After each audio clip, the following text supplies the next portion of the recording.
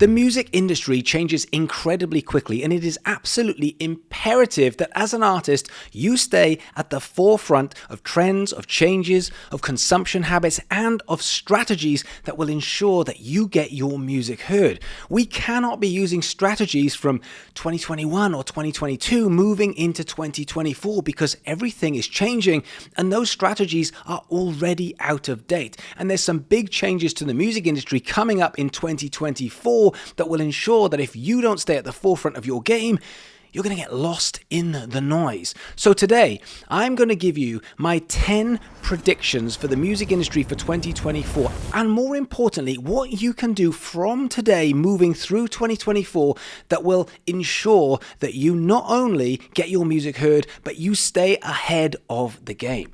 And the first prediction is it's about to get a lot noisier. If you think it's noisy now, then it is about to get so much noisier. It is predicted at the moment there's about 100,000 tracks per day uploaded to Spotify. 100,000 releases every single day, and it looks like that could potentially double in the next 12 months. That means there could be 200,000 tracks uploaded every single day. And that means that not only Spotify is going to get noisier, but that means content creation is going to get noisier. That means TikTok's going to get noisier, Instagram's going to get noisier, Facebook's going to get noisier, YouTube's going to get noisier as more and more people are trying to promote more and more music. Long gone are the days of just making a song, putting it out there, and hoping for the best. And as more and more people enter the game, and more songs enter the game, what we have to make sure is we have the perfect strategy. In 2023, there was a lot of noise, but with a bit of high standards and a bit of consistency, we could get ahead of the game. In 2024, it's just got harder. Now, what this means is you need the perfect strategy. Think of it like a boxing match. As you can see, I've never been in a boxing match, but I like to watch it. Now, if you're going into a boxing match and you just think, look, I'm pretty fit, I'm pretty good, I can just throw lots of punches, see what works. Might have worked at the lower levels, but as things get tougher and tougher and tougher, you can't just throw anything out there and hope for the best. At this point, you need to have a game plan. You need to have the right strategy. And I don't just mean the right strategy of what songs to release and when. Every single detail of your release strategy needs to be thought out. There's a phrase which is genius is in the attention to detail. And right now, those details, they go throughout everything from how you're going to release, when you're going to release, how you're going to promote, what money you're going to promote, what you can do if you don't have any money, what you can do if you've got time, or what happens if you haven't got that much time. Every single detail needs to be thought out. So what you need to be doing right now is you need to be figuring out what you are going to do in 2024 and get ahead of the game, because most people will release as and when they feel like it. Most of those 200,000 tracks will be, yeah, I've got a track, I think I'll put it on Spotify. You absolutely cannot do that. We need to have run-up. We need to have lead-up. We need to be promoting now for songs that you're going to put out in 9 months' time. Even if you're not promoting that particular song, you're promoting you right now. It can't just be nearer the time I'll start to make some content. Whatever we do today is working towards what we are doing in 9, 10, or 11 months' time. Hope works less than it once did. As we move into 2024, less about hope, and we need to understand every single detail now of the music industry and your strategy. Number 2, Spotify could have a really tough year ahead. Now, the reason why I say this is because it's already been a bit wobbly for Spotify over the last sort of 12 months. You might have seen some videos that I've done. Now, I'm a big fan of Spotify. I really like Spotify, and I know people diss Spotify, and I know they diss the amount of money that artists get, but I think most of that comes out of a lack of understanding. If you look back at the golden era of the 2000s era with CDs, or possibly, I guess, the 80s with vinyl, maybe. There have been golden times, but in amongst those golden times, there's been plenty of terrible times. And if you think back, if you remember this far, if you think back to when music was literally downloadable and free and there was no money, then the music industry was literally creaking and breaking. So Spotify came along and fixed a certain problem. Now, obviously, you don't get your $18 for a CD, but at the same point, not many artists did get $18 for a CD, did they? So I don't think that counts. So taking aside what we do and don't like about Spotify, Spotify serves a really good problem, especially for artists. Now, the problem I think they're about to have is, number one, they've lent heavily into the podcasting game. They spent $1 billion on podcasting in 2020. And most of the podcasting deals that they did were about 3 to 3.5 years. And that is coming up right now. So they are renegotiating all of these deals. But as we've seen in the last 2 quarters, Spotify's really struggled to make any profit. In fact, they posted their first profits in Q3 of last year, which I believe was $34 million. Sounds great, but considering they turn over billions, 3.4 is a tiny fraction. I think it works out as something like 2 or 3% of their actual or of their gross. And then going into Q4, it looks like they're going to make another loss, and they haven't even started to renegotiate with Joe Rogan yet, who's going to want another big piece of the pie. So those things are problematic. But also, as well as that, they've made a couple of other changes. Number one, as you might be aware, they are looking into cancelling royalties for 50% of the entire Spotify catalog. So unless your song has, I think it's 1,000 spins, then it doesn't qualify for any income.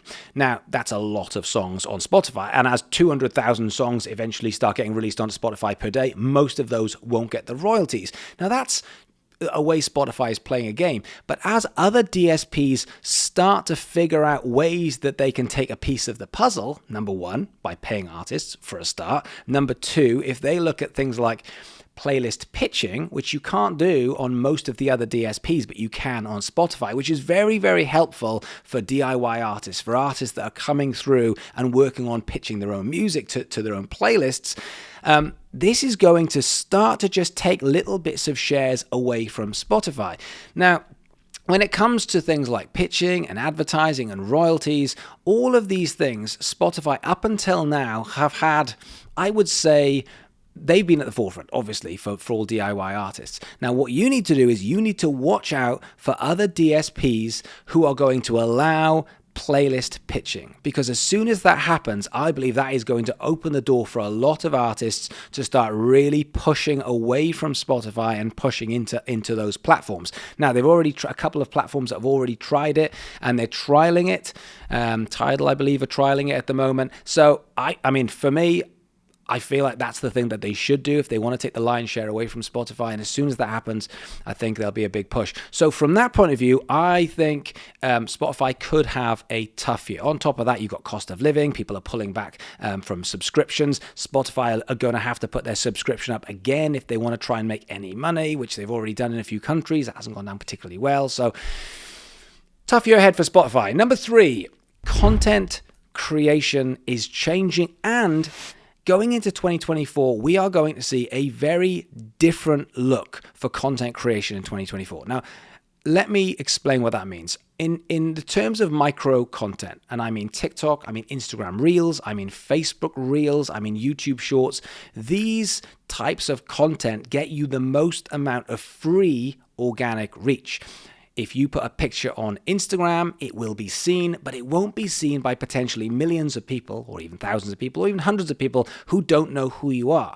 So that discovery comes from micro content, which is, 10 to 60 seconds worth of content around you, your music, etc.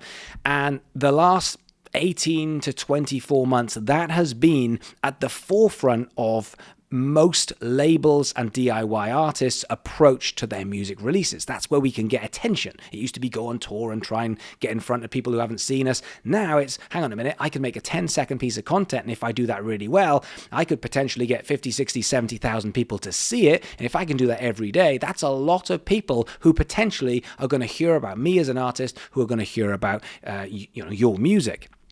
The problem here is more and more people are starting to take to it. When TikTok first came out and everyone was like, I'm not doing it, me included, I'm not doing that. When Gary Vee was telling us all to be on TikTok 2 years ago, and I was like, Gary, that's creepy, Gary, it's just a bunch of children. Whereas now I think, well, okay, fair enough, it's totally mainstream. And then more and more people are going, yeah, I could give it a go. Companies are getting involved, marketers are getting involved, artists are getting involved. It is getting tougher. So what that means is you have to be ahead of the game when it comes to content. What used to happen, and by used to, I mean weeks, I'm talking like days and weeks ago, it was okay to go, look, just walk down the street, film it, and we'll put the lyrics on there. Maybe we'll put a little hook on there, which will say, hey, just written the rock song of 2023, and go, yeah, that'll do. A little bit of SEO, and off we go. Well, going into 2024, you're going to find that everyone's doing that even more than they've done it so far, and that's going to get tougher. So what this means is we have to raise the game. And so we're about to see much more narrative-driven content. We're about to see more emotional-driven content, and we're about to see higher production content. You saw it over the years with YouTube. It started off where everyone was doing their daily vlogs, and then Casey Neistat came along, raised the bar, and everyone went, oh, is that what we've got to do now? And then that carried on. Then Peter McKinnon came along and just went, raise the bar, and everyone went, oh, is that what we're supposed to do now? When it comes to storytelling, when it comes to narrative, all of these things are about to play into your 15, 20-second piece of content. So it can't just be small hook, a little bit of lyrics, that'll do. Now we need reasons for this to get out there. Otherwise, it isn't going to have any virality. So my suggestion is start to think about your lighting, start to think about your color grading, start to think about the framing of your shot. Think about where you are going to be when you make that piece of content. Think about what you are going to say before you sing that song. Think about the hook that goes on the screen before you post that piece of content. Think about what I like to call your 4-point SEO strategy of every piece of content, which is what you say, what's on the screen, what's in the description, and what's in the hashtag. So let's say I'm in Nashville, let's say you're a country artist. If you said something, I know everyone hates this, I'm using it as an example, as I've just written the country song of the summer.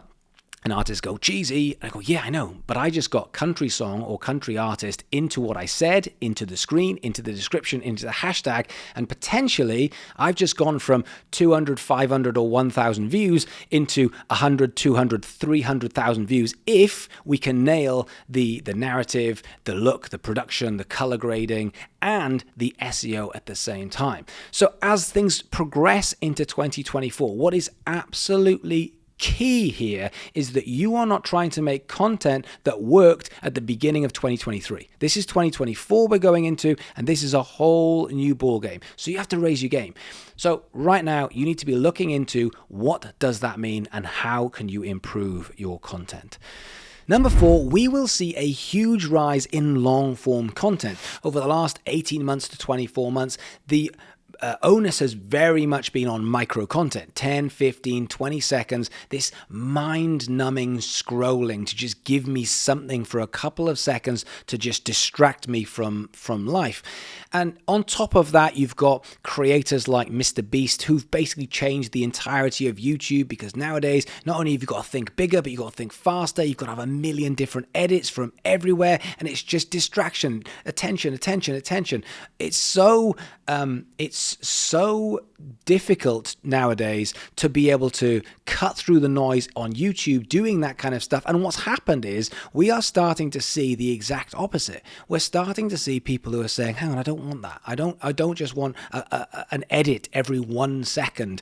I want something which I can watch for 30, 40, 50 minutes. Cable TV is really struggling because with the cost of living, people are starting to pull back on their outgoing, and people are pulling on their cable TV. Now, in doing so, they're probably switching to places like YouTube where they can say, look, I've got plenty of things to watch, but I don't want to watch lots of 15-second pieces of content. I'd like to watch something with much more of a long-form flow. And so as that happens, this opens the door more for us as artists. Not necessarily with music videos, that's 3 minutes. I'm talking about long form content. I'm talking about interviews. I'm talking about live shows. I'm talking about just creative videos that you can make that will provide value to an audience and a fan base who say, yeah, I've got half an hour, I'll watch that. We are in a different time. And so we are starting to see a pull away, and the middle ground is where you're going to lose. If you are making content which is 10, 15, 20 seconds up to a minute, then that's a win because there's discovery. If you are making 30, 40, 50 minutes worth of content in order to make something of value that someone can not only watch, because it's not just about the numbers, it's about how someone feels when they're watching it in order to push them towards being a fan and potentially take action at a later date. The middle ground's where it gets tough. So we are going to see a bigger rise in long form content. By the way, I appreciate everyone who commented on my last video and said that the long form content was something that you'd like to see. That was what triggered this. I was always worried about it because obviously that Mr. Beastification where it's like, got to have more edits, got to have more cuts. You haven't got time to breathe. You've just got to get the point across as quick as possible. And a lot of people were like, no, we've got past that now. We just want to be able to watch something and be able to have more of a conversational piece. And it worked. It was my top viewed video for the last 3 months. So it shows that long form video it has a place for people who want to watch. Obviously, we still have to have discovery. Obviously, we have to start building value. But once we've done that, those people who want the value don't just want to go back and watch another 10-second video of you walking down the street. They want something more. That's where long form content can really find its place. So lean in to long form content in 2024. Number 5, touring is about to get so much harder. We've seen it coming over the last couple of years. This kind of cost of living that's happening is starting to be a slow strangulation. It's not, it's not a crash like it was in 2008, 2009. Oh, the housing crash, it's going to be a disaster. This is different. This is a very slow strangulation of the economy. And so with that cost of living means everyone needs a bit more money and everyone needs to cut back on their outgoings. It's the same thing when it comes to touring. All of a sudden, your flights, they've got a bit more expensive. Oh, your travel, like your petrol, that's got a bit more expensive. Oh, yeah, the upkeep of my car, that's got a bit more expensive. Yeah, the accommodation, that's got a bit more expensive. Oh, I've got to pay some crew and some staffing. Yeah, that just got a bit more expensive. Everything starts to go up, but not in line with ticket prices. You can't just go, don't worry, just double the price of a ticket. Because when you do that, all of a sudden you're like, well, now I've got a problem because no one's coming to the gig. So therefore, we know that touring is going to get tougher. And we've probably got, 6 to 9 months before this really starts kicking in. So we need to think about this right now. So if you are giggy, if you are touring, if you are starting to put on these shows, we need to start thinking about the size of the venue. We can't have 300 people in a 450 cap venue anymore. No. We have to have 250 people guaranteed in a 250 cap venue, and 50 people are going to have to miss out, but we can put the ticket prices up by an extra $2, $3, £4, whatever it is, because that way we are maximize the people who are there. We also have to think about how we're going to start making money via merch. We have to start squeezing the lemon. We have to make sure that there's ways of cutting costs, which means if you are a musician, not just an artist, if you are a musician, one of the things you've got to do is you've got to figure out what you're bringing to the game.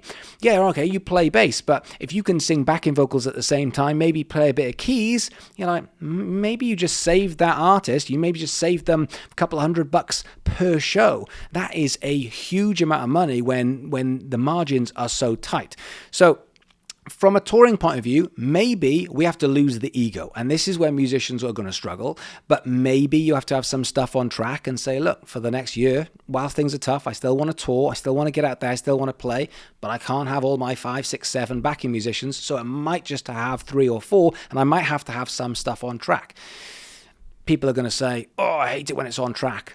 But you'd rather be an artist that can get out, that can promote, that can look after your audience rather than just have the ego and not be able to promote your music and look after your fan base. In my opinion, that's what you should do.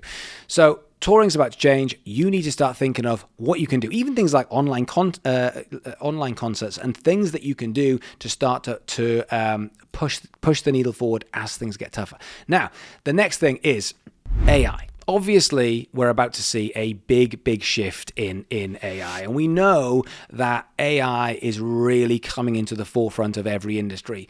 I personally think that we're probably not quite there yet. I don't think we are, at the point where everyone needs to start panicking and throwing everything into AI. But the early adopters will win. And so what we're about to see is how AI will implement the music industry and how AI will implement us as humans and you as an artist. Now, this doesn't necessarily mean you need to go and find some AI and put Snoop Dogg or Snoop Dogg's voice in your track. What this means is, how can AI facilitate us? How can it make you more organized? How can it make you prioritize better? How can it make you save money and save time? For example, it might be things that you're you don't have the budget for. Like, for example, mixing. You might say, look, I'd love to go and spend $1,000 to mix my song. I can't. But what I could do is I could potentially use AI to mix a song. Is it going to be quite as good? No. Is it going to be better than I could do on my own? Yes. That's where AI can help you. It could be things like coming up with content ideas. It could be helping you build an online store that could potentially bring you in some revenue. AI isn't there to take over. AI right now is there to facilitate you as an artist. And I personally believe that it's imperative that you lean into AI, because if you don't, we're back in the same problem we had with TikTok. Even now, it's like it's so late in 2023. We're going into 2024. And I've still got people messaging me saying, do you think I probably should start a TikTok account? And I'm like, oh my God, are we having this argument? I mean, if we're having this argument, like, we're on AI, we're on VR, we're on AR, we're on these sorts of debates and arguments. And you're talking about whether you should have a TikTok account and whether China are coming after you. I'm like, no, we've got to be ahead of the game. So the answer is we need to lean in. We have to be an early adopter when it comes to things like AI, so we understand it. And then once you know the rules, you can break them. Once you understand it and you say, do you know what, I like that, I'm not going to use it, but I've looked into it and I'm going to take the bits that are going to help me, that's the way that you can get ahead. Every single day, I will be tagged in to this, I guess it's a meme, but it's a post on every single platform which has someone who's just lying in bed and they just look knackered, and it's just like, you know, the current state of being an artist in 2023, where you've got to be this and you've got to be this and you've got to be this and you've got to be, and I'm just like, yeah, it's hard. So therefore, lean into this. This is like having a virtual assistant. Go and get help. This is where you can. When I talk about lead it yourself, I'm like, you don't have to lead it yourself by paying people. You can lead it yourself by finding and facilitating yourself by using stuff like AI to help you get ahead of everyone else who is determined to do everything themselves. So AI, it's going to be a big year. We know that. We don't know exactly what that means, but we are going to see things like AI artists. We are going to see AI artists in the charts because people are fascinated. People are leaning into this kind of new ideas. So therefore, I think you should lean into it. Number 7 is TikTok music. Now, I talked about Spotify and other DSPs, but TikTok, probably going to have a big year. TikTok is really leaning into music. They want to take over. They don't want to take part. They want to take over. Good old Connor. And so they want to be number one. They understand that in order to do that, they are in a really good position, because right now, TikTok is the number one place where people find their music. Scrolly, scrolly, scrolly. Oh, that's quite a good song. Maybe I'll go across to Spotify. Now, this month, TikTok announced that they are adding a save feature to their platform that allows you to hear a song and say, I like that, I'll save that for later. And that will go across to your DSP, starting to infiltrate, which is great. But it still means when you want to go and listen to music, you're still going across to another platform. Now, TikTok says, well, that's great, but wouldn't it be really, really good if they didn't have to leave and we could just control everything? Who's at the forefront of that? TikTok. It's perfect. So therefore, TikTok have stopped their old TikTok music, whatever it's called, I've forgotten. And now they've started TikTok music. They've launched it in Singapore and in Mexico. I think they've launched it in Australia. And it looks like they're very slowly creeping into the game. But Spotify have got a Gen Z problem. We've known about that for a while. And when I made that video, Spotify have got a Gen Z problem, loads of Gen Zers were like, I listen to music. I was like, of course you do. But at the same point, that doesn't mean Spotify doesn't have a Gen Z problem. It's Gen Z, that Gen Z age group, they don't value music in the same way as millennials and Gen X and boomers. And every generation has their way of music appreciation, whether it's live or whether it's CDs or whether it's vinyl or just music in general. But you have to remember that many generations would literally have to go and physically buy music. They would have to make money. They'd have to leave their house. They'd have to go to the store. They'd have to buy the CD, which had 12 tracks on it. And they go, that's my CD that I can buy, that I can play. You know, nowadays, it's like, well, you can have anything you want. What do you want to listen to? You can have it right now at the touch of a fingertip. Gen Zers have got so many things that are going to distract them that it doesn't have the same, music doesn't have the same appeal as it did to other generations. But TikTok could potentially start to change that in the same way as MTV did in the 1980s. All of a sudden, it was like, oh, this is a new way to consume music. I'm consuming it now with visuals. Sounds obvious now, but at the time, this is a new way to consume music where I get to watch and listen at the same time. All of a sudden, music blew up, music videos became the thing, and record labels found that if they put something on MTV, it would just blow up around the world because that was the way to consume, and music became, the thing again, in the same way as we have, so many different types of social media and gaming and everything else. So TikTok could start to bridge the gap. Now, what to do? Well, there's not a lot you can do at the moment, but I think we need to watch this space and we need to be hyper aware. And please, if you're going to message me and say, oh, I'm not on TikTok, then I don't know what to say to that, really, other than sucks to be you. Number 8. Talking of physical sales, everyone, every year, when it gets to this time of year, and I ask people, because sometimes I do my research, and I start to ask people and I just say, what do you think is going to happen in 2024? And I get different ideas from different parts of the music industry. And one of the things that comes up every single year, mostly from artists, is physical sales. Oh, I'll tell you what, physical sales next year is going to be the biggest thing. It's going to just take over, and everyone's going to start buying physical sales again.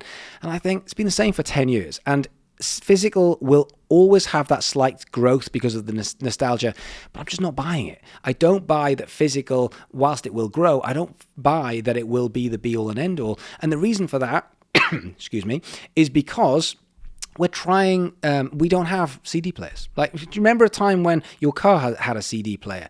Your laptop had a disk drive, which was effectively a CD player. Like, and in your house, you'd have 3, 4, 5 CD players on every room, on every floor. Nowadays, if you give me a CD, I will look at it and go, oh God, how am I going to play this? I don't know how to play this. So before we start buying physical, same thing with vinyl, but when we start going to buy physical, we're going to have to buy the stuff first. We're going to have to go and buy the speakers. We're going to have to buy the CD player. And so it's a very different time. So whilst physical might start to go up, it isn't just going to take over in the next 9 to 12 months unless all of the manufacturers start pumping out new CD players and that becomes the new thing that everyone wants to buy. And then they've got to go and buy all their old CDs again. Who's going to go and spend hundreds and hundreds and hundreds of dollars on a CD that holds 12 tracks when I go, well, I've already got Spotify or DSPs that have 100 million songs on it? It doesn't make sense to me. But there is something here because we are close to merging physical and digital because we are now going into this kind of VR/AR time. Now, whilst I don't think people are going to rush out and buy 100 of their favorite CDs, I do think that we are going to see a different type of what we class as physical, where the emergence of physical and digital combine. So you might not buy the song, but you could buy the experience, which could be a physical purchase, therefore a physical download. And so imagine if you're playing on the same stage as your favorite band, or if you're writing in the studio with your favorite artist, or you're having a conversation with your favorite artist. These sorts of things are getting closer, and that to me could potentially be similar to the MTV generation. That could be a new way of not only consuming but pushing to a physical purchase. So I don't think CDs, as people are saying, and LPs and albums will be a thing. As much as I absolutely adore vinyl, I don't think the world is going to go down that route, but I do think that there will be a push towards physical. I just don't think we know exactly what that is yet, but I think it will be very interesting. Number 9. This one's really important. This year, we will see more collabs than I think we've ever seen. Now, as the cost of living crisis it takes over in parts of the world, as people are trying to get as much bang for their buck as possible, what always happens is the same thing. People start banding together and say, hang on a minute, we're stronger together. In times of war, people start going, hang on, if there's a war coming on, we need to get together and do stuff together, and let's have our pact. Now, it's going to be the same thing in the music industry. We are going to see from top to bottom, we are going to see some of the biggest artists in the world doing some of the biggest collabs. And I know it's obvious that there's always collabs, but I think we're going to see a lot more of them because it's the easiest and cheapest way of getting attention and building your audience without having to put more money into something, and if touring becomes even harder. So therefore, what you need to do is you need to find artists, you need to find bands that you love, and you need to message them and say, hey, we should do stuff together. Imagine this, right? Imagine if you're an artist, whether it's in your town, your city, whether it's just in your genre, maybe you've got 30 million spins every single month. Great. That's the perfect leverage for you to reach out and just say, hey, let's do something together. Let's lose the ego of us going, this is our thing. Let's reach out and say, hey, let's do a song together.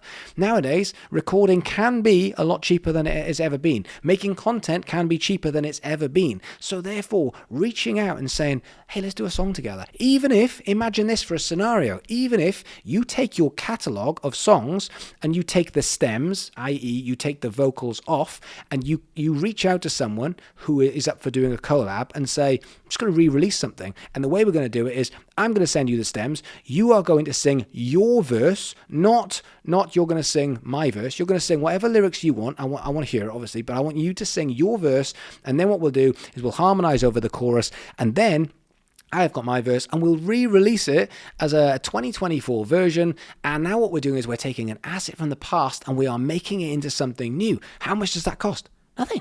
It's completely free. How many times could you do that with all of the songs you've got? In fact, you could even take one song and you could do it 10 times. If you've got that one song that everyone loves, that's always the song that's your end of the night, end of the show song, then why can't you go and find 5 artists and go, this is the so-and-so version, this is the so-and-so version, this is the so-and-so version. Who gets the royalties? You. Who gets the attention? You. Who gets to make content? You. All of their fan bases are going to love it. What are they going to do? They're going to love you. So collabs is going to be a huge part. When money comes to be harder and people have less time, this is the thing that they will lean into. So labels will lean into it, management companies and big artists will lean into it. You see this all of the time. Ed Sheeran, every time I go to the UK and I go to a gig, who pops up? Oh, Ed Sheeran's on stage. And I go to another gig, Ed Sheeran's on stage. He knows. He's just going, no, I'm in front of 20,000 people at this point. So the 20,000 people are going to go, oh, Ed Sheeran popped up. What are they going to listen to on the way back? Probably some Ed Sheeran. That's the way it works. Collab work. So we're going to see a big push towards collab, and I want you to be at the forefront of it. And number 10, when it comes to monetization, when it comes to being a DIY artist, it is about to get easier technically to make money, easier than it's ever been before, because there are so many people who are trying to solve the problems. So think about it. Back in the day, which was a Wednesday, we would literally have to get off our ass, go on the bus, go to town, buy the physical, come back, put it into a player, press. I mean, who's got time for that nowadays? We just go, bring it up, press play. Now, as TikTok, Spotify, other DSPs, as they start to make the routes to buy things easier, it will solve those problems. So it's about to get easier, but that means we have to be able to be ready to monetize. Now, I predict it's going to be a really big year for Patreon. I think what Jack Conte is doing over there is amazing. He's taken it over the last couple of years and he's developed it from just memberships into something which is more of a kind of store, community, membership, fan base, looker after a type of thing. And going into 2024, they've got some big plans and it looks absolutely incredible. And that's what we need. That's what artists need. They want to say, hang on, give me something easy. Give me a way that I can just put everything in one place and just people can buy and I can sell and I don't have to set up all of these email marketing lists and do the content. It means I can build something and sell something. And that route is getting shorter. So it's getting easier, but only if, and I mean only if, the artist understands the entrepreneurial side of building the audience and then how you funnel that audience into a place that you can monetize and you give them something that they want. I was talking to an artist the other day and they were saying, I'm not really selling enough. And I was like, well, it's probably what you're selling, because if you've got the attention and you're bringing people across and people are looking at your store, if it's what you want to sell as opposed to what I want to buy, I'm not buying your stuff. Because if I look at it and go, oh, I would love one of your thing, but it's shit, then I'm not going to buy it. Whereas if I look at it, I might go, I'm not a massive fan of your music, but I tell you what, I love the hoodie, then I'm very likely to buy it. So, all of these things build up the kind of entrepreneurial side of you as an artist. It's about to get easier. You have to be ready, and I mean absolutely ready to capitalize on those things. What I would do is I would get across to Patreon, I'd start to look into what they offer, and I'd start to say, look, this is a kind of easy place for me to be able to keep looking after my audience, bringing value, putting out videos, potentially monetizing, having my own store. It's a good thing to look into. Go and check it out. Now, it's going to be a big year. We know that it's going to be a big year. I think our job for all of these predictions is to be ready, is to make sure that we understand, to be at the forefront of the strategy, to be at the forefront of content creation. All of that stuff is stuff that not only are we discussing in DK Music Business Academy, but also I've got new courses coming up where we discuss exactly all of the details we put into this video. So if you want to go and check that out, DK Music Business Academy, there's a link in the description.